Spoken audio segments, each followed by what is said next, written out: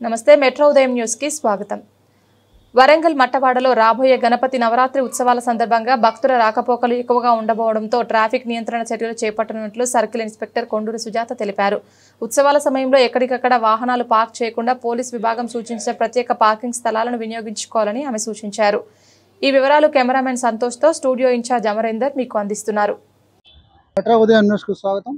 ఈరోజు మనం వరంగల్లో జరుగుతున్న నవరాత్రుల గురించి, వాటి భద్రత గురించి ఒకసారి ట్రాఫిక్ సిఐ సుజాత గారు మనతో పాటు ఉన్నారు. ఒకసారి వారిని అడిగాం. నమస్తే మేడం. నమస్తే అండి. రేపు జరుగుతున్న నవరాత్రి ఉత్సవాల గురించి ఎలాంటి జాగ్రత్తలు తీసుకుంటున్నారు ఒకసారి మాట్లాడుతున్నారు. గణపతి నవరాత్రుల ఉత్సవాల సందర్భంగా మాకు శ్రీత గౌరవనీయులైన సిపి గారి ఇన్స్ట్రక్షన్స్ మేరకు మరియు మా అడిషనల్ డీసీపీ గారు ప్రభాకర్ రావు సారు మరియు ఏసీపీ సత్యనారాయణ సారు ఆదేశాల మేరకు చెప్పేది ఏమంటే, మనకి ఇప్పుడు ఈ 9 రోజులు కూడా రోడ్ల మీద కనుక పబ్లిక్ ఉండకుండా ట్రాఫిక్ ఇబ్బంది లేకుండా చూసుకోవాలి. అట్లనే గణేష్ దగ్గర ఉన్నప్పుడు గణేష్ మండపాలలో ఇద్దరు ఉండేలాగా చూసుకుంటే, ఒక నైట్ ఒకరు డేలో ఒకరు ఉండేలాగా చూసుకోవాలి.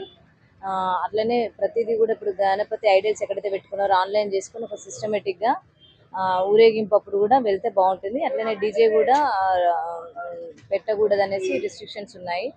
కాబట్టి డీజే పెట్టకుండా అంటే సినిమా డ్యాన్స్ కాకుండా కొంచెం భక్తికి సంబంధించినవి పెట్టుకొని వింటే బాగుంటుంది. అట్లనే ఈ టైంలో డ్రంక్ అండ్ డ్రైవ్ కూడా చేయకుండా సిస్టమేటిక్గా ఉంటే బాగుంటుంది.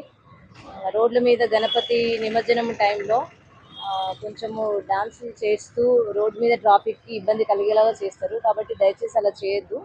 ప్రతి ఒక్కరు కూడా మా ట్రాఫిక్ సిబ్బందికి, ల్యాండ్ ఆర్డర్ సిబ్బందికి కూడా సహకరించాలని కోరుకుంటున్నాను.